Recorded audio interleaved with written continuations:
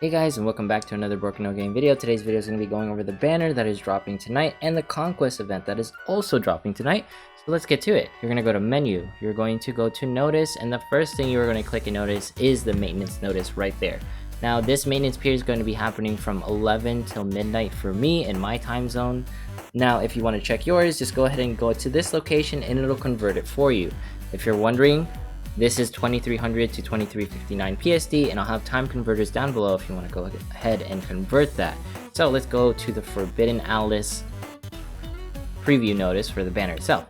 Now notice that the weapon that's going to be dropping is going to be the SR weapon Tome of Bondage, and I have the banner actually pulled up over, where is it, there it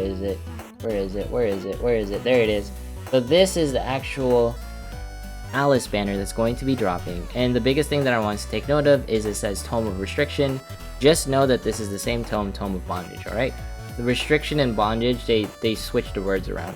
So, Incantation of Demolition, Tier 3 skill, 1 to 2 enemies.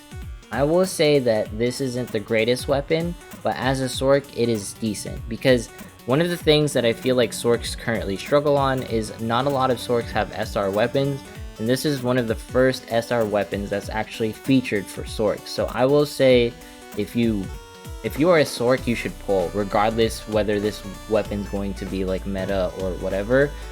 Like at the end of the day, everyone needs points and everyone needs gear. If you save too many of your gems, you will never, be able to increase yourself in power, and you will never be able to tackle content. So take it as you will, and pull on this banner if you are a Sorc. Don't go crazy. Never go crazy on a banner. Don't go pity. I'm just saying pull until you feel comfortable, until you've gotten a decent power spike, and then back off.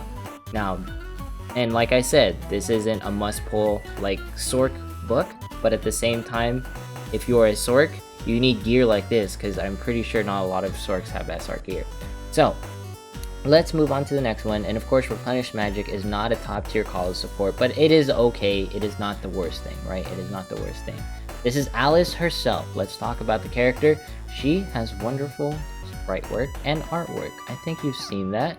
The biggest thing that you're going to see is that she has 400 stats that she provides to your point values, specifically magical defense 100, physical defense 100, magical attack 100, physical attack 100. You need this HP for PvE content.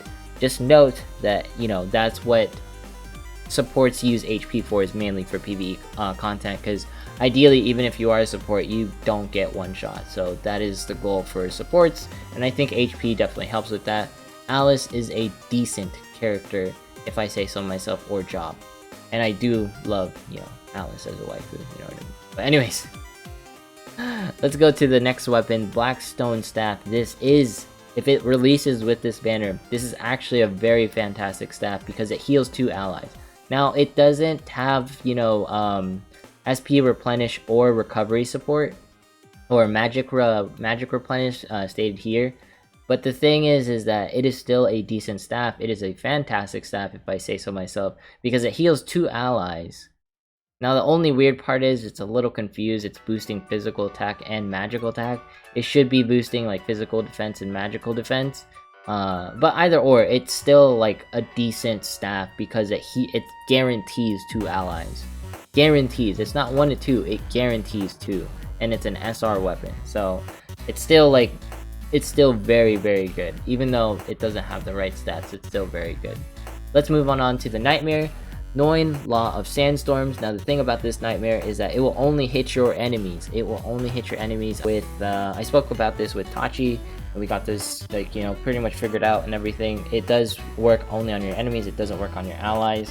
There was some weird text in there that had us both confused, and essentially, this will be a top tier Nightmare for Calo specifically. Never cast it at the end of Calo, because if it's 2 minutes, it'll pretty much end earlier. So don't cast this at the very end. This is the reason why this is so good, is because it greatly reduces the hit rate of Coliseum 8 skills. So what happens is skills like Replenish Magic, skills like Dauntless Courage, skills like, Support Boon, Recovery Support, all of those will pretty much be nerfed, or they won't proc as much So that's kind of a big deal if you can time this properly.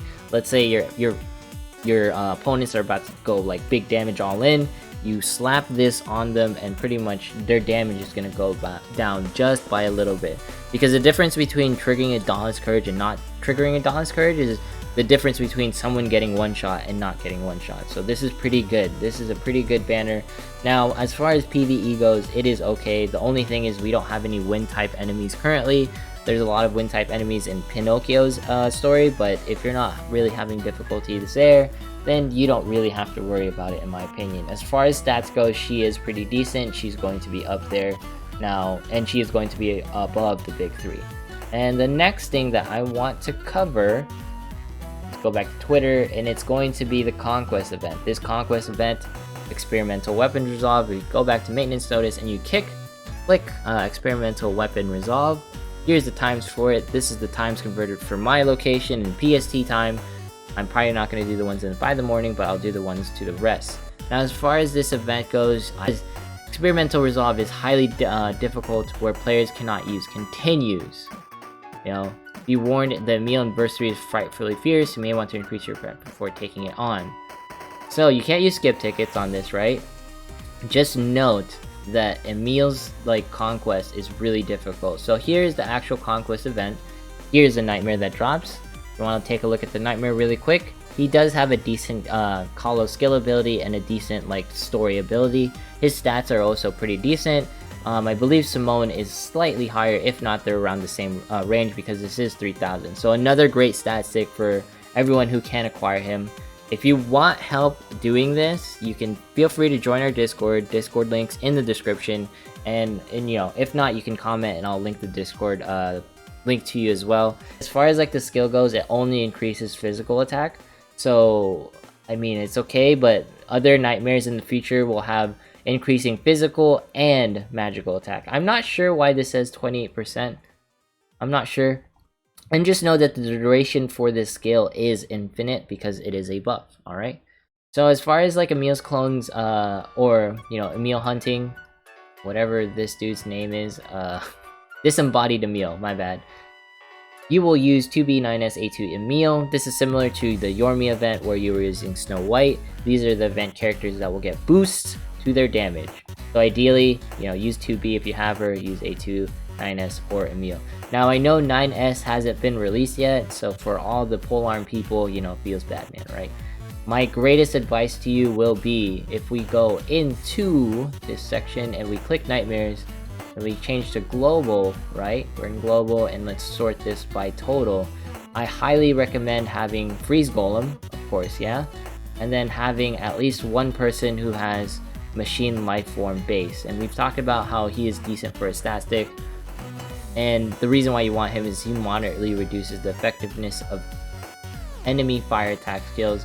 I believe he is the highest skilled unit that can do that. Yeah, he's the highest total stat unit that can do that. I know it's only tier 1. You can use Hateful Snake. Hateful Snake actually provides a better buff, but his stats are lower. So probably bringing Hateful Snake is a really good bet for this fight. Specifically, I'm talking about Emil's disembodied Emil. So what you're going to do, you're going to buff up on the first turn probably, and as you go into the fight, as you get to Emil, you're going to trigger Hateful Snake, and after you trigger Hateful Snake, you're going to probably pop something like Freeze Golem to burst him down. We'll see how this goes. We will see how this goes. Can I convert this into English? Google Translate. Let's see.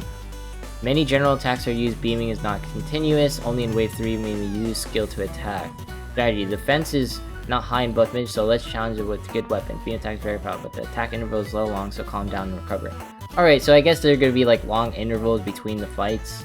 So I guess the thing is don't panic heal, right? But we'll get to this as we get to this. I don't want to make too much of a strategy for it. And of course, make sure you farm for the near event armor. The near event armor is probably going to be the key to this fight in order to deal enough damage, because this looks like a fight where you just burst this man down as fast as possible.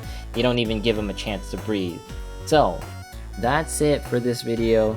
Like, comment, subscribe, and all that jazz. Follow me on Twitter, follow me on Twitch, and I will see you in the next one.